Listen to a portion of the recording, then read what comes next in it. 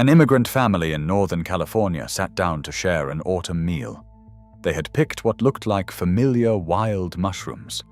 Within hours, their organs were shutting down. They had eaten the death cap, Amanita phalloides, responsible for 90% of mushroom-related fatalities worldwide.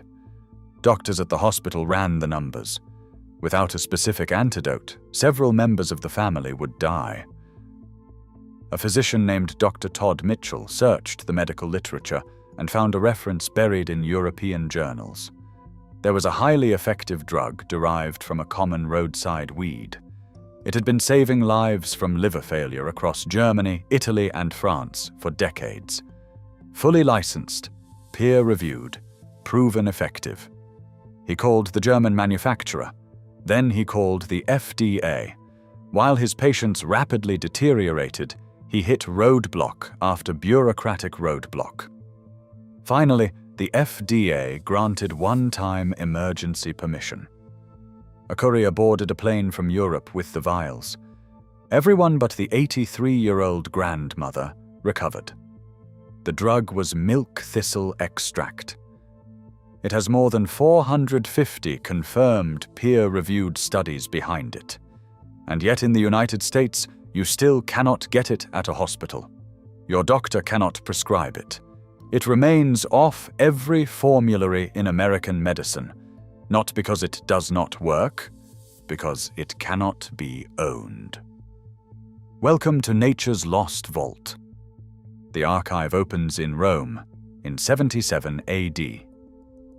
Gaius Plinius Secundus, known to history as Pliny the Elder, naturalist and admiral of the Roman fleet, sets down in the 28th volume of his encyclopedia, Naturalis Historia, a description of a spiny plant with white-veined leaves. He writes that its juice mixed with honey is excellent for carrying off bile. That was the Roman phrase for liver support.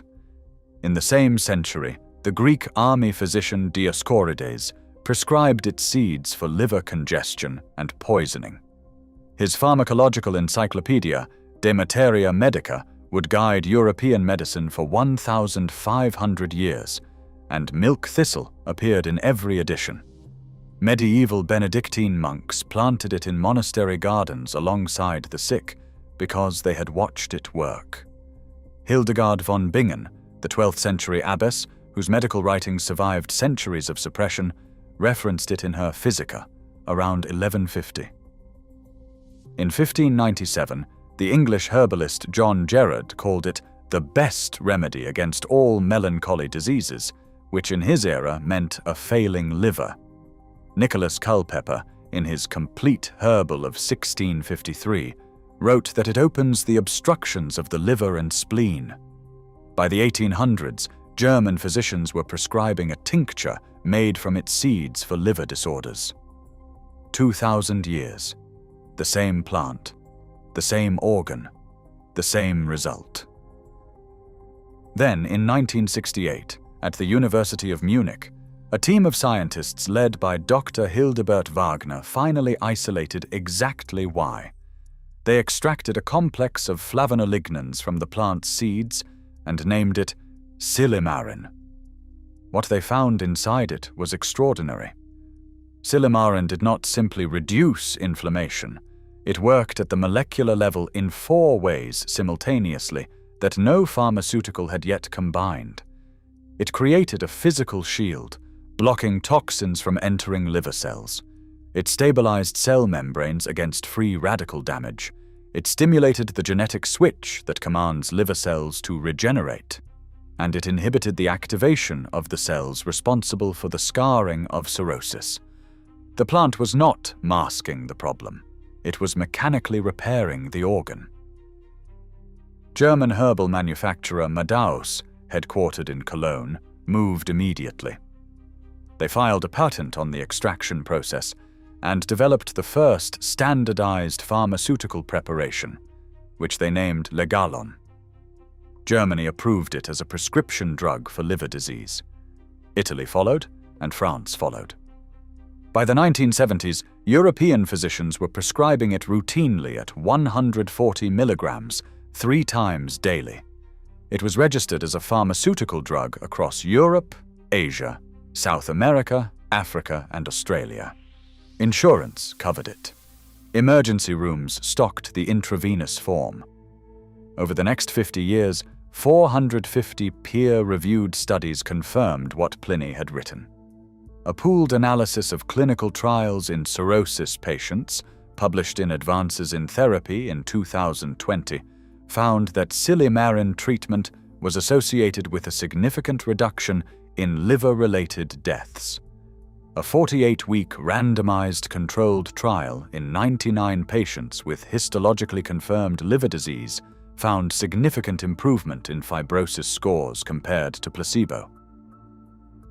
A 2025 real-world cohort study across 10 South Korean hospitals, tracking patients prescribed Legalon from 2013 to 2022, found statistically significant reductions in liver enzymes at all follow-up points beyond 6 months. For patients undergoing chemotherapy, it protected the liver from chemical damage. For diabetics, it improved blood sugar regulation and liver markers. Across those 450 trials, there were no serious adverse events, no treatment-related deaths, no dangerous interactions. The safety profile was exceptional. For any synthetic chemical, this mountain of evidence would trigger immediate adoption in every American hospital. So why did it not? The reason is structural, not scientific. In 1994, Congress passed a law that classified herbal products like milk thistle strictly as dietary supplements, not drugs. It sounds protective. It functions as a trap. Because of that law, no pharmaceutical company has any incentive to spend the $800 million required to run the clinical trials the FDA demands for drug approval. The reason is simple. You cannot patent a weed. If a company spent that money proving it works, any competitor could immediately sell the same plant at half the price. The law did not protect milk thistle. It quarantined it. It guaranteed that 50 years of European clinical evidence would never translate into a mainstream American prescription. That same law also created a market with no quality flaw. Without FDA oversight, American supplement manufacturers have no obligation to use pharmaceutical-grade material, no obligation to standardize potency, and no obligation to verify that what is in the capsule matches what is on the label. A 2022 review found that only 32% of milk thistle products on the American market contained the amount of silymarin stated on their labels. Some contained no active compound at all. Deliberate adulteration was suspected.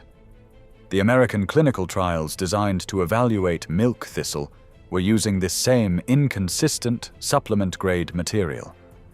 The NIH reported that results from those trials had been conflicting. What the NIH did not report was that European trials using pharmaceutical-grade Legalon were showing something entirely different. Meanwhile, the American market for liver drugs was being built from scratch. Non-alcoholic fatty liver disease affects an estimated 6 million Americans and was projected to become the leading cause of liver transplantation in the United States. For decades, no approved pharmacological therapy existed for it. In March 2024, Madrigal Pharmaceuticals received FDA approval for a patented drug called resmetirom as the first approved treatment. That market alone is projected to reach $39.3 billion by 2033. Milk thistle was showing improvements in liver fibrosis and enzyme markers in controlled trials for years before that approval. It generates zero pharmaceutical profit. Because of this, American physicians receive zero training on it in medical school. Standard medical reference guides explicitly state there is no firm clinical evidence to recommend it, even while acknowledging it has been extensively studied in Europe for half a century. And so, we return to that phone call. When Dr. Todd Mitchell's patients were dying from the death cap mushroom in 2007, The only proven antidote was an intravenous form of the milk thistle compound called silymarin. It was the exact same treatment European emergency rooms had kept on their shelves since 1974. He could not access it because the FDA had not approved it. One study of 60 patients treated with this compound across European hospitals found that every patient who received it within 96 hours of ingestion and still had intact kidney function survived. The death rate without treatment can reach 50%. In 2011, 4 patients arrived at Georgetown Medical Center in Washington, D.C. after eating foraged amanita mushrooms. Dr. Jacqueline Lauren, a liver specialist who had never in her 17-year career treated this kind of poisoning, applied for emergency NIH authorization to import the drug from Germany.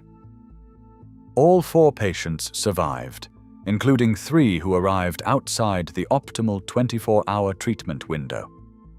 Today, American physicians who encounter this poisoning must still submit emergency paperwork to the FDA and wait while their patients' livers actively fail, all to access a plant extract that a European doctor can pull off a shelf in 30 seconds.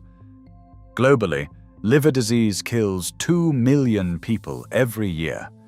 In the United States, cirrhosis deaths have nearly doubled over the last 3 decades. 4.5 million Americans carry a chronic liver disease diagnosis, accumulating damage from alcohol, highly processed diets, medications, and environmental toxins. Their doctors have no standard prescription to write for them, but they could walk into any health food store and buy a bottle of standardized milk thistle for under $20. Here is what the evidence says you can do.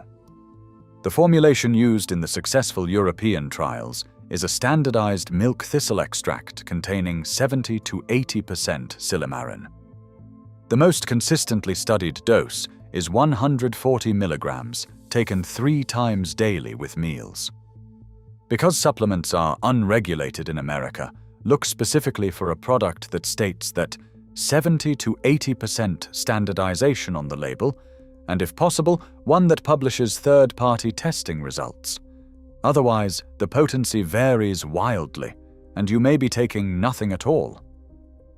If you want to grow it yourself, it is one of the easiest plants you will ever cultivate. It is technically a weed. Plant seeds in spring in well-drained soil. By the 2nd year, it sets seed. Harvest the seed heads before they fully open, dry them, and crush them. Steep 1 teaspoon of crushed seeds in hot water for 20 minutes. Research shows it is most effective when used early, while the liver still has regenerative potential. 2,000 years of documented use, 450 peer-reviewed studies, a registered prescription drug on 5 continents, proven to be the only effective intervention for the most lethal mushroom in the world. It is not an American drug. No mainstream physician here will prescribe it. Roman physicians carried it across the empire. Dr. Wagner's team unlocked its mechanism in 1968. A family in California had to wait for vials to fly across the Atlantic because an American doctor was not legally allowed to keep it on hand. The knowledge was never hidden, it was never lost. It was regulated into silence by a system that protects pharmaceutical profits and calls it consumer safety. The plant still grows in ditches along roadsides in California, Texas, and across the American South. Purple-flowered, white-veined, spiny, and entirely free. If this vault opened something for you, subscribe to Nature's Lost Vault and hit the bell. Every like and every share preserves what they tried to erase. The next vault opens soon.